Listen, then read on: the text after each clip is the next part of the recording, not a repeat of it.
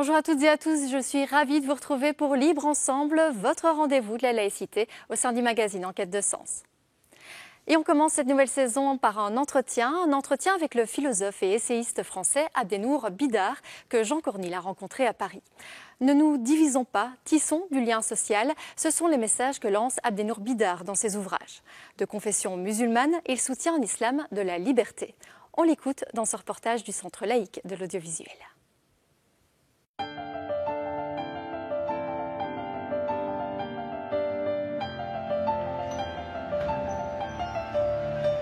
Nous sommes aujourd'hui à la Grande Mosquée de Paris parce que je vous propose une rencontre avec Abdenour Bidar. Abdenour Bidar est philosophe, enseignant et chargé de mission à l'éducation nationale. Suite aux tragiques événements de Charlie Hebdo en janvier 2015, il a écrit ce petit plaidoyer pour la fraternité qui veut concilier le respect de l'islam de France avec les valeurs de la laïcité républicaine. Je vous propose de m'accompagner chez Abdenour Bidar.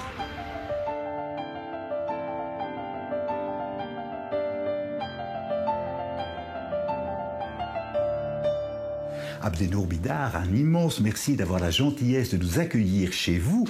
Vous êtes l'auteur de livres absolument passionnants. Je commencerai par un livre plutôt autobiographique, si j'ose dire, qui est Self-Islam, où vous écrivez, après un parcours tout à fait singulier, « Je suis le promoteur d'un islam de la liberté et de l'identité personnelle ».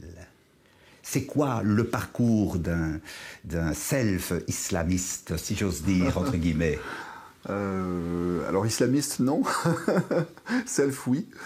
C'est quelque chose de très simple.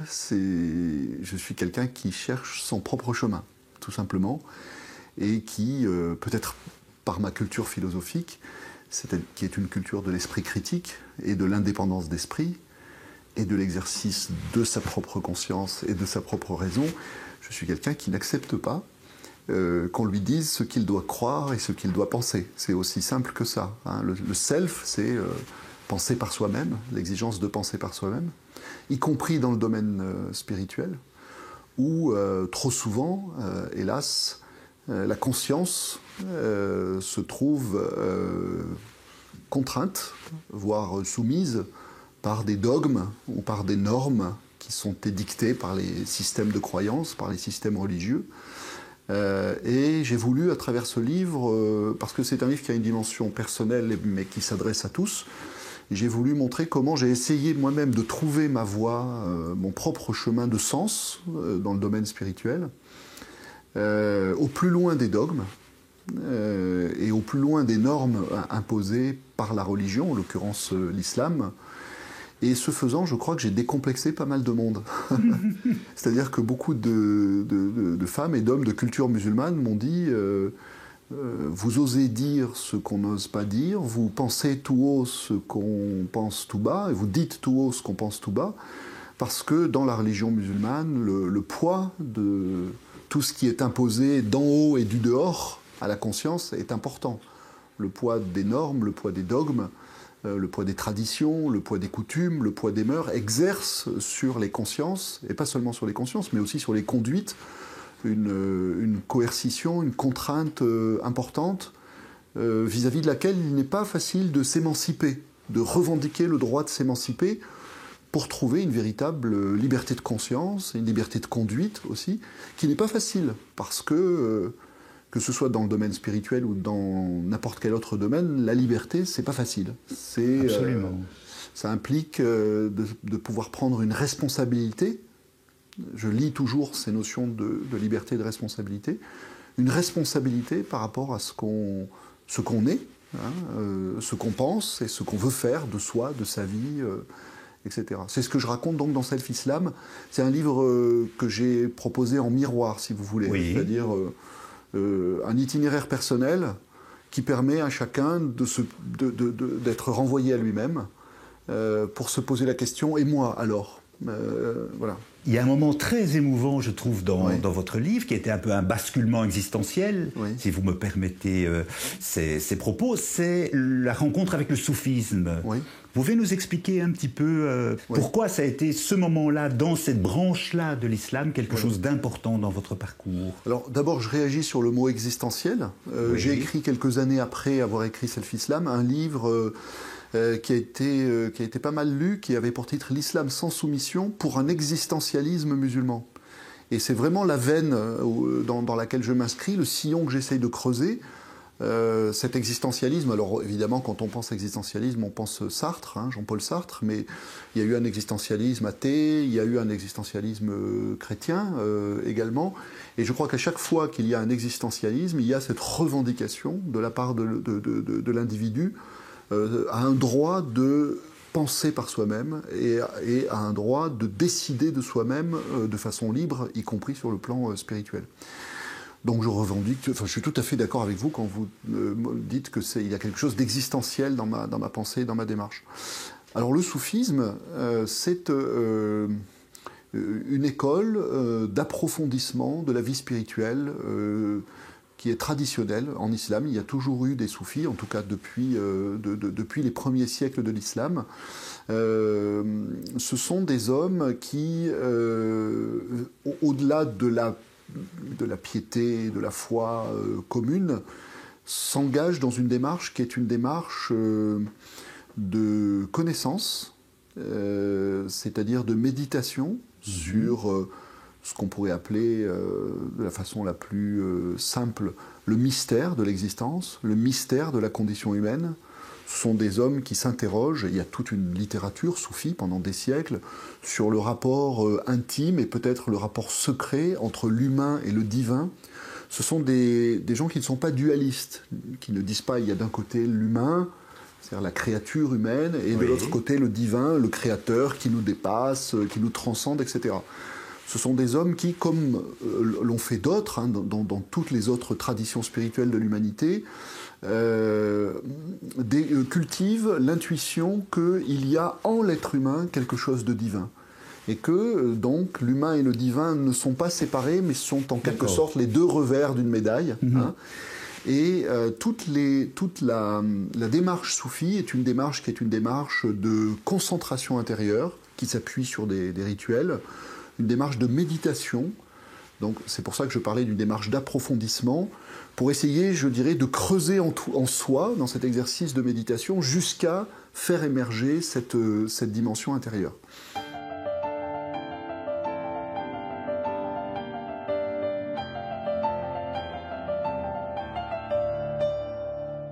Vous avez écrit un plaidoyer pour la fraternité sous le choc et l'effroi des attentats de Paris de l'année dernière, du mois de janvier. Puis il y a eu évidemment le mois de novembre, tragique à Paris, puis à Bruxelles au mois de mars. Quel est le message fondamental dans ce plaidoyer vibrant, je dirais, pour la fraternité, cette troisième valeur, si j'ose dire, du triptyque républicain ?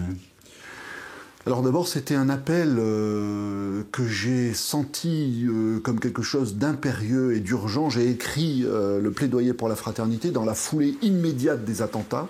Il fallait absolument que je dise quelque chose. Je l'ai senti donc comme une nécessité vitale. Et le message, c'est d'abord, ne nous divisons pas. Ne nous divisons pas. Il y a une menace extérieure qui est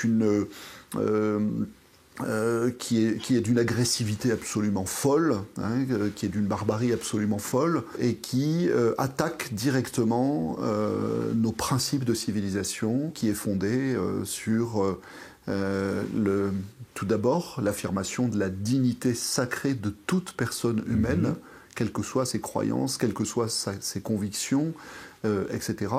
Donc il est hors de question pour nous d'accepter le credo des islamistes, je ne dis pas des musulmans, je dis des islamistes, c'est-à-dire des radicaux, des terroristes, des djihadistes, etc. Le credo selon lequel, hors de l'islam, il n'y aurait point de salut.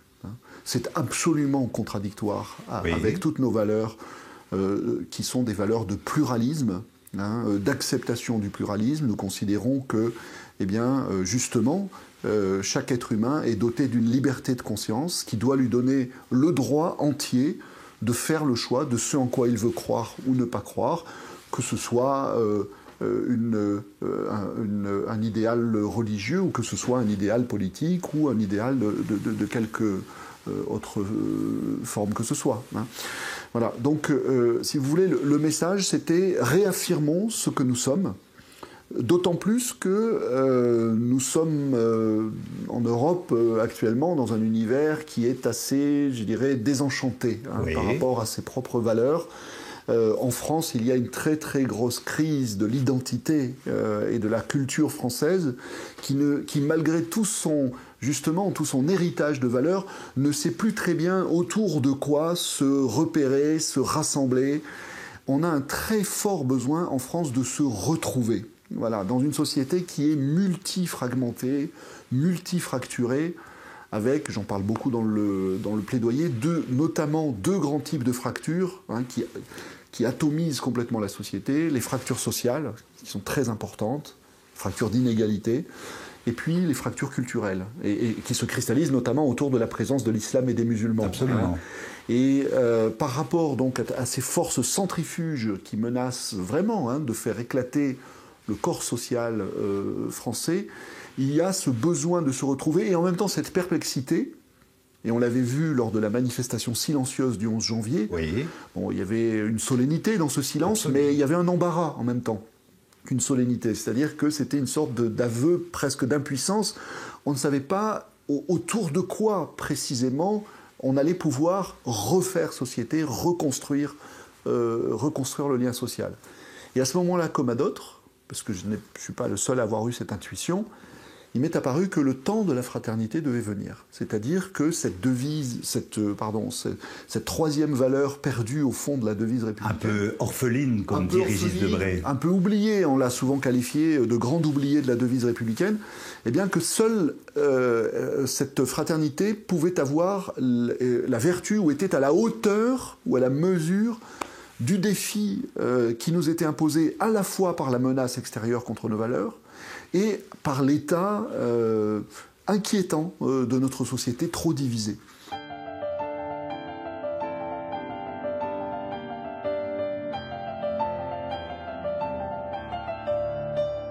Ce qui est très intéressant à la fin de votre plaidoyer, magnifique plaidoyer pour la fraternité, c'est que vous faites des propositions concrètes pour la France, pour une France fraternelle, je dirais pour une Belgique fraternelle.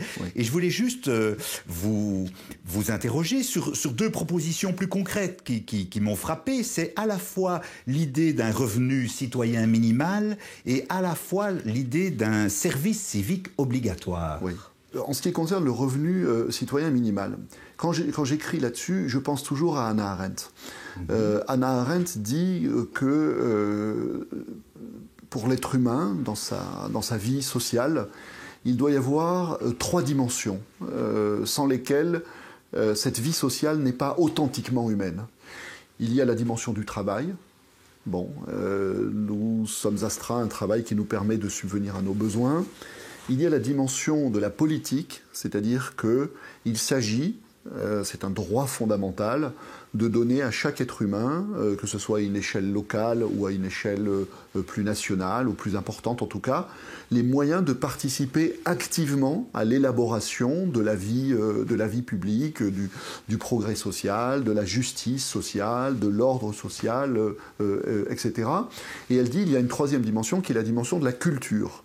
C'est-à-dire que nous devons ouvrir nos espaces sociaux comme des espaces dans lesquels nous avons l'opportunité de continuer à nous cultiver nous-mêmes, pas seulement pour aller voir des expositions ou aller écouter des concerts, mais véritablement pour faire un travail sur nous-mêmes qui soit ce que les philosophes grecs appelaient la culture de soi, c'est-à-dire un travail d'apprentissage de la connaissance de soi et de la découverte de l'autre en même temps, etc. Bon. Et de quoi est-ce que nous nous apercevons dans nos vies sociales modernes? C'est qu'elles sont, par rapport à ces trois dimensions, d'une très grande pauvreté. Comme le dit Hannah Arendt d'ailleurs, c'est le sens de sa critique, nos sociétés modernes ont fabriqué un homme social qui est ce qu'elle appelle un animal laborens, c'est-à-dire un homme qui passe son temps à travailler. Et quand il quitte son travail, il est trop fatigué souvent pour faire autre chose, donc il se précipite dans des loisirs qui ne sont que des divertissements de l'esprit. Bon, la dimension de citoyenneté est réduite à la portion congrue, puisque eh bien, la politique a été prise en charge par une classe politique de spécialistes, à tel point que le citoyen se sent, quand il s'en rend compte, quand il en prend conscience, souvent dépossédé d'un véritable pouvoir de décision, et il ne trouve pas suffisamment à sa disposition des agoras politiques, ne serait-ce qu'à l'échelle d'une commune, à l'échelle d'un quartier, etc., dans lesquels il peut avoir le sentiment, et pas seulement le sentiment, il peut faire l'expérience qu'il participe à l'élaboration d'une décision publique, d'une réflexion collective. Et quant à la culture, eh bien, là encore, la place du travail dans nos vies et dans nos sociétés est tellement importante que cette culture, elle aussi, se trouve réduite à trop peu. Par rapport à ça, il me semble qu'il serait temps que nous nous mettions à réfléchir sur la place et sur la valeur que nous accordons au travail dans nos sociétés. D'autant plus que nous arrivons à une époque de chômage de masse. En France, c'est devenu un problème tellement chronique que plus personne n'ose prédire une réduction significative du chômage. Bon, donc, et là où on réduit le chômage, souvent, qu'est-ce qu'on fait? On fait des travailleurs pauvres. C'est-à-dire que, bon, eh bien, effectivement, on crée des emplois, mais des emplois qui ne permettent pas aux gens de subvenir de la façon la plus décente à leurs besoins. Et dans le même temps, qu'est-ce qui se passe dans nos sociétés? Nous avons une capacité à produire de la richesse qui est absolument prodigieuse. Donc quand on met tout cela ensemble, si vous voulez, on est nécessairement obligé de s'interroger de façon critique sur la place qu'on a jusque-là accordée au travail dans nos sociétés et sur la façon, si je le résume d'un mot, de libérer l'homme du travail.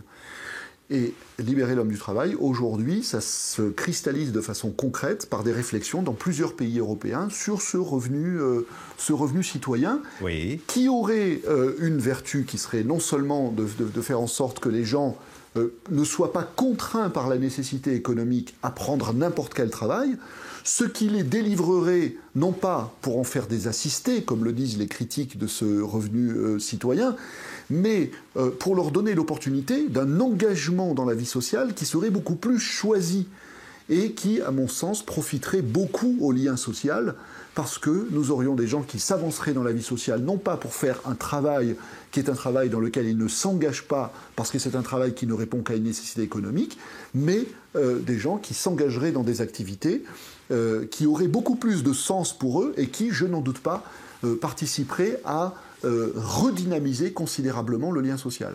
Et puis la deuxième proposition, c'est le service civique, parce que l'expérience que nous faisons, c'est qu'il y a quelque chose qui se perd beaucoup dans nos sociétés, parce que pour que ça ne se perde pas, il faudrait que ce soit cultivé, c'est le sens de l'intérêt général. Et le service civique, ce serait l'opportunité, au sortir de l'école, pour les jeunes générations, d'être engagés dans une série d'activités sociales qui donnent aux jeunes le sens de l'intérêt général et la possibilité de s'engager au service du collectif de la façon la plus concrète, par rapport à un modèle qui, dans nos sociétés, un modèle de fond qui est un modèle individualiste.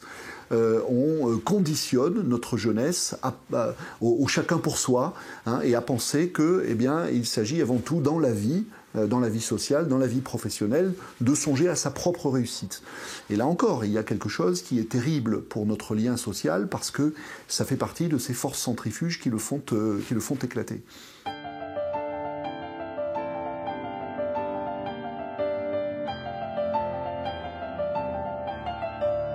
Vous avez publié un dernier livre qui m'a beaucoup touché, Les Tisserands, que vous avez sous-titré « Réparer ensemble le tissu déchiré du monde ».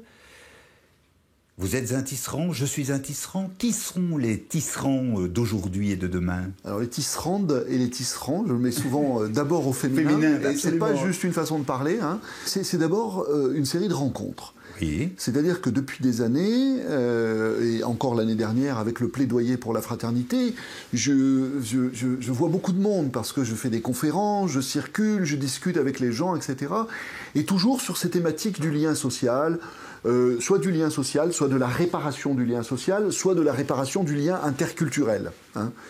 Et je m'aperçois, année après année, partout où je vais, à quel point les gens se mobilisent. C'est-à-dire, je m'aperçois du nombre absolument prodigieux de tous les engagés, de toutes les engagées et de tous les engagés. C'est-à-dire de tous ceux qui ont pris conscience de quelque chose de très simple. On nous dit que le monde est trop complexe. Et je dirais, à partir de là, ça nous complexe. On se dit, on est complètement impuissant à agir, les problèmes nous dépassent, le monde est tellement compliqué qu'on n'y comprend rien, et que même si on voulait agir, alors même que nos forces sont trop dérisoires, on ne saurait pas dans quelle direction aller. Eh bien, je me suis rendu compte que beaucoup de gens ont eu la lucidité intellectuelle d'identifier ce que j'appelle souvent la mère de toutes nos crises, c'est-à-dire le dénominateur commun de toutes nos crises. Et c'est une crise du lien. C'est une crise du lien. Et ça a été véritablement l'objet de la prise de conscience que je développe dans les tisserands, c'est-à-dire que ce qui nous arrive aujourd'hui, c'est une crise de tous les liens. Le lien à la nature, on sait tous qu'il est en péril. Problème écologique. Voilà. Le lien à l'autre est également très endommagé, très en souffrance à cause de la contrainte économique dont on parlait tout à l'heure, à cause du chômage, à cause des fractures sociales, à cause des fractures culturelles, etc. Et le lien à soi, j'étudie ce que j'appelle le triple lien à la nature, aux autres et à soi. Le triple lien, le lien à soi, c'est le lien à son intériorité, et il me semble qu'il est aussi en souffrance dans des sociétés qui sont très matérialistes et qui précipitent l'individu à l'extérieur de lui-même à la recherche de biens matériels sans lui donner suffisamment le temps, ni sans lui apprendre suffisamment à regarder dans la direction de l'intériorité. Et les tisserandes et les tisserands sont tous ceux qui ont simplement compris ça et qui à partir de là se sont mis à agir. Les uns pour essayer de restaurer le lien à soi, les autres le lien à l'humanité, le lien de fraternité, et puis d'autres encore le lien à la nature.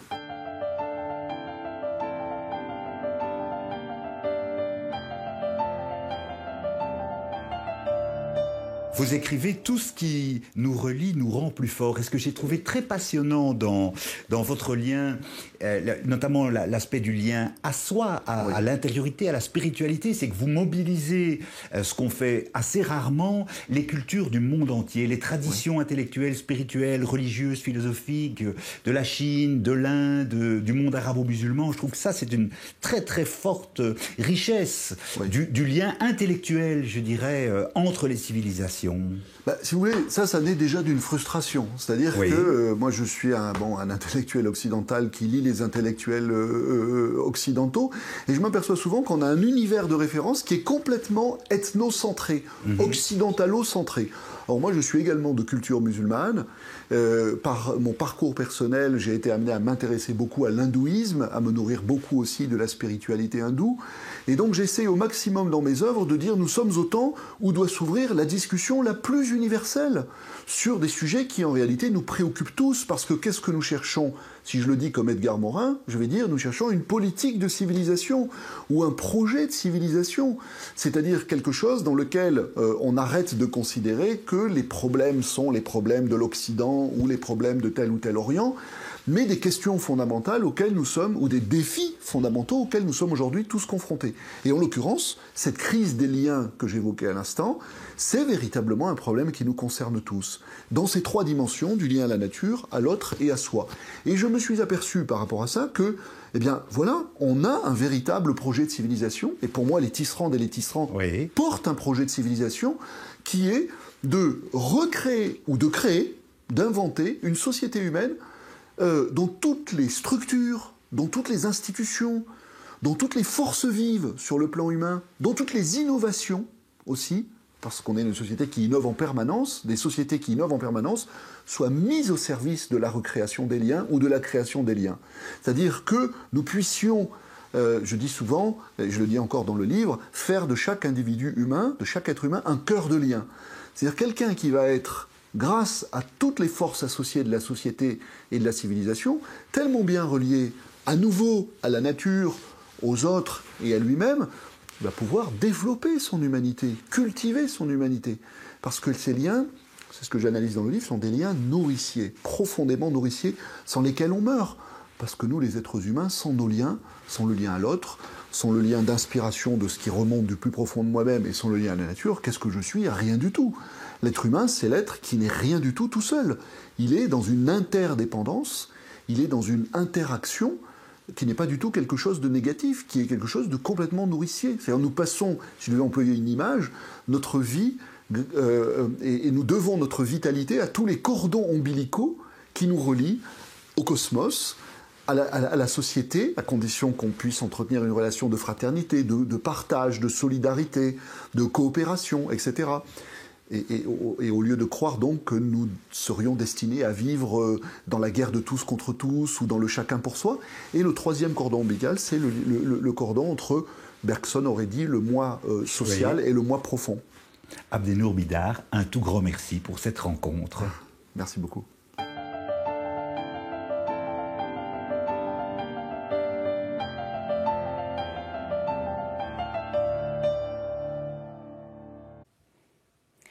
Si vous souhaitez prolonger cet entretien et approfondir vos réflexions, je vous encourage à découvrir le nouvel essai d'Abdenour Bidar.